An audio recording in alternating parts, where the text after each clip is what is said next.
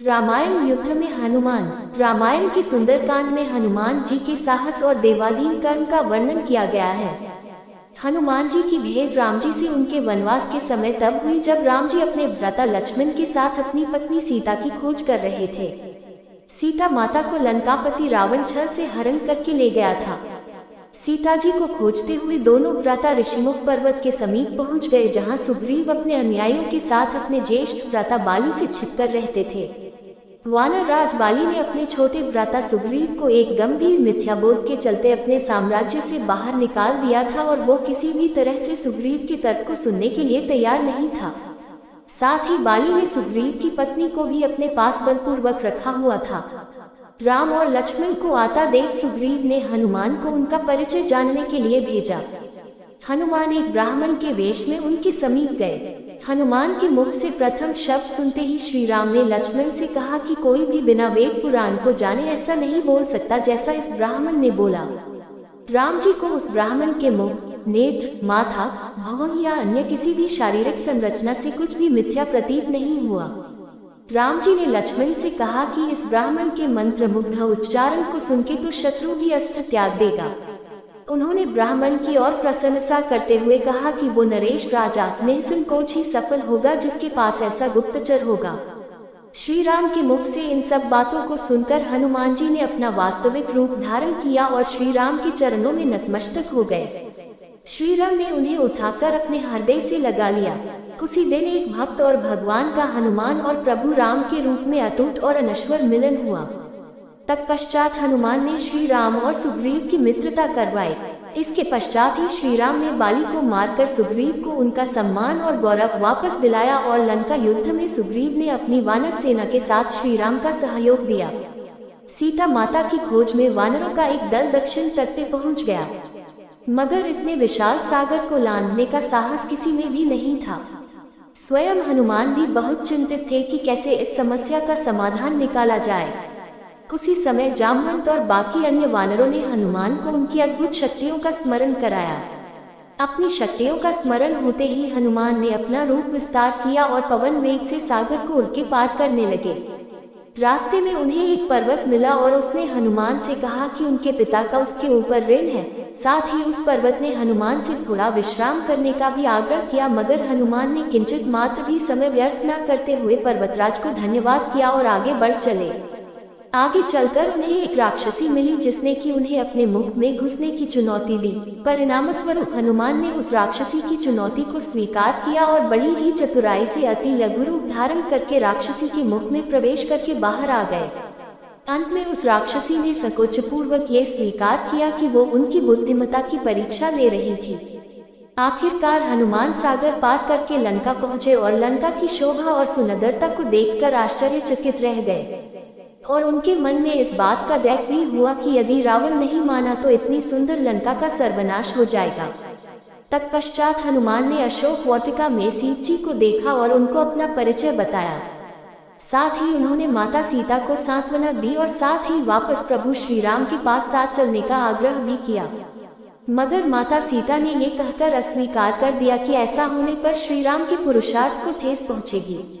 हनुमान ने माता सीता को प्रभु श्री राम के संदेश का ऐसे वर्णन किया जैसे कोई महान ज्ञानी लोगों को ईश्वर की महानता के बारे में बताता है। माता सीता से मिलने के पश्चात हनुमान प्रतिशोध लेने के लिए लंका को तहस नहस करने लगे। उनको बंदी बनाने के लिए रावण पुत्र मेघनाद इंद्रजीत ने ब्रह्मास्त्र का प्रयोग किया। ब्रह्मा जी का सम्मान करते हुए हनुमान ने स्वयं को ब्रह्मास्त्र के बंधन में बंधने दिया। साथ ही उन्होंने विचार किया कि इस अवसर का लाभ उठाकर वो लंका के विख्यात रावण से मिल भी लेंगे और उसकी शक्ति का अनुमान भी लगा लेंगे। इन्हीं सब बातों को सोचकर हनुमान ने स्वयं को रावण के समक्ष बंदी बनकर उपस्थित होने दिया। जब उन्हें रावण के समक्ष लाया गया तो उन्होंने रावण को प्रभु श्री राम का चेतावनी भरा संदेश सुनाया और साथ ही ये भी कहा कि यदि रावण माता सीता को आदर पूर्वक प्रभु श्री राम को लौटा देगा तो प्रभु उसे क्षमा कर देंगे। क्रोध में आकर रावण ने हनुमान को मृत्युदंड देने का आदेश दिया, मगर रावण के छोटे भाई विभीषण ने ये कहकर बीच बचाव किया कि एक दूत को मारना आचार संहिता के विपरीत है। ये सुनकर रावण ने हनुमान की पूंछ में आग लगाने का आदेश दिया। जब रावण के सैनिक हनुमान की पूंछ में कपड़ा लपेट रहे थे तब हनुमान ने अपनी पूंछ को खूब लंबा कर लिया और सैनिकों को कुछ समय तक परेशान करने के पश्चात पूंछ में आग लगाने का अवसर दे दिया। पूंछ में आग लगते ही हनुमान ने बंधन मुक्त होकर लंका को जलाना शुरू कर दिया और अंत में पूंछ में लगी आग को समुद्र में बुझाकर वापस प्रभु श्री राम के पास आ गए। लंका युद्ध में जब लक्ष्मण मूर्छित हो गए थे तब हनुमान जी को ही द्रोणागिरी पर्वत पर से संजीवनी बूटी लाने भेजा गया, मगर वो बूटी को भली भांति पहचान नहीं पाए और पुनः अपने पराक्रम का परिचय देते हुए वो पूरा द्रोणागिरी पर्वत ही रणभूमि में उठा लाए और परिणाम स्वरूप लक्ष्मण के प्राण की रक्षा की। भावुक होकर श्री राम ने हनुमान को हृदय से लगा लिया और बोले कि हनुमान, तुम मुझे भ्राता भरत की भांति ही प्रिय हो। हनुमान का पंचमुखी अवतार भी रामायण युद्ध की ही एक घटना है। अहिरावण, जो कि काले जादू का ज्ञाता था, उसने राम और लक्ष्मण का सोते समय हरण कर लिया और उन्हें विमोहित करके पाताल लोक में ले गया। उनकी खोज में हनुमान भी पाताल लोक पहुंच गए। पाताल लोक के मुख्य द्वार एक युवा प्राणी मकर ध्वज पहरा देता था, जिसका आधा शरीर मछली का और आधा शरीर वानर का था। मकर ध्वज के जन्म की कथा भी बहुत रोचक है। यद्यपि हनुमान ब्रह्मचारी थे मगर मकर ध्वज उनका ही पुत्र था। लंका दहन के पश्चात जब हनुमान पूंछ में लगी आग को बुझाने समुद्र में गए तो उनके पसीने की बूंद समुद्र में गिर गई। उस बूंद को एक मछली ने पी लिया और वो गर्भवती हो गई। इस बात का पता तब चला जब उस मछली को हिरावन की रसोई में लाया गया। मछली के पेट में से जीवित बचे उस विचित्र प्राणी को निकाला गया। अहिरवन ने उसे पालकर बड़ा किया और उसे पातालपुरी के द्वार का रक्षक बना दिया। हनुमान इन सभी बातों से अनभिज्ञ थे। यद्यपि मकरध्वज को पता था कि हनुमान उसके पिता हैं, मगर वो उन्हें पहचान नहीं पाया क्योंकि उसने पहले कभी उन्हें देखा नहीं था। जब हनुमान ने अपना परिचय दिया तो वो जान गया कि ये मेरे पिता हैं, मगर फिर भी उसने हनुमान के साथ युद्ध करने का निश्चय किया क्योंकि पातालपुरी के द्वार की रक्षा करना उसका प्रथम कर्तव्य था। हनुमान ने बड़ी आसानी से उसे अपने अधीन कर लिया और पातालपुरी के मुख्य द्वार पर बांध दिया। पातालपुरी में प्रवेश करने के पश्चात हनुमान ने पता लगा लिया कि अहिरावण का वध करने के लिए उन्हें 5 दीपकों को एक साथ बुझाना पड़ेगा। अतः उन्होंने पंचमुखी अवतार श्री वराह, श्री नरसिम्हा, श्री गरुण, श्री हयग्रीव और स्वयं धारण किया और एक साथ में 5 दीपकों को बुझाकर अहिरावण का अंत किया। अहिरावण का वध होने के पश्चात हनुमान ने प्रभु श्री राम के आदेशानुसार मकरध्वज को पातालपुरी का नरेश बना दिया। युद्ध समाप्त होने के साथ ही श्री राम का 14 वर्ष का वनवास भी समाप्त हो चला था। तभी श्री राम को स्मरण हुआ कि यदि वो वनवास समाप्त होने के साथ ही अयोध्या नहीं पहुँचे तो भरत अपने प्राण त्याग देंगे। साथ ही उनको इस बात का भी आभास हुआ कि उन्हें वहां वापस जाने में अंतिम दिन से थोड़ा विलंब हो जाएगा। इस बात को सोचकर श्री राम चिंतित थे, मगर हनुमान ने अयोध्या जाकर श्री राम के आने की जानकारी दी और भरत के प्राण बचाकर श्री राम को चिंता मुक्त किया। अयोध्या में राज्याभिषेक होने के बाद प्रभु श्री राम ने उन सभी को सम्मानित करने का निर्णय लिया जिन्होंने लंका युद्ध में रावण को पराजित करने में उनकी सहायता की थी।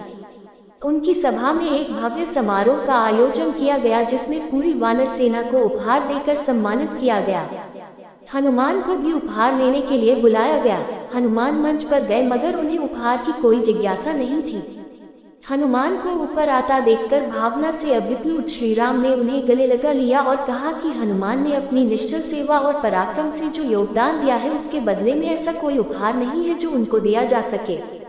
मगर अनुराग स्वरूप माता सीता ने अपना एक मोतियों का हार उन्हें भेंट किया। उपहार लेने के उपरांत हनुमान माला के एक एक मोती को तोड़कर देखने लगे। ये देखकर सभा में उपस्थित सदस्यों ने उनसे इसका कारण पूछा तो हनुमान ने कहा कि वो ये देख रहे हैं मोतियों के अंदर उनके प्रभु श्री राम और माता सीता हैं कि नहीं, क्योंकि यदि वो इनमें नहीं है तो इस हार का उनके लिए कोई मूल्य नहीं है। ये सुनकर कुछ लोगों ने कहा कि हनुमान के मन में प्रभु श्री राम और माता सीता के लिए उतना प्रेम नहीं है जितना कि उन्हें लगता है। इतना सुनते ही हनुमान ने अपनी छाती चीर के लोगों को दिखाए और सभी ये देखकर स्तब्ध रह गए कि वास्तव में उनके हृदय में प्रभु श्री राम और माता सीता की छवि विद्यमान थी।